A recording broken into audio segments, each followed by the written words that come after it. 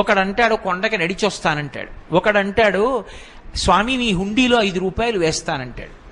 ఇప్పుడు వీటిని మొక్కులు అంటారు. మొక్కు అన్న మాట మీరు జాగ్రత్తగా గమనించాలి. వెంకటేశ్వర స్వామి వారి హృదయం ప్రకారం అయితే వ్యాపారము కాదు.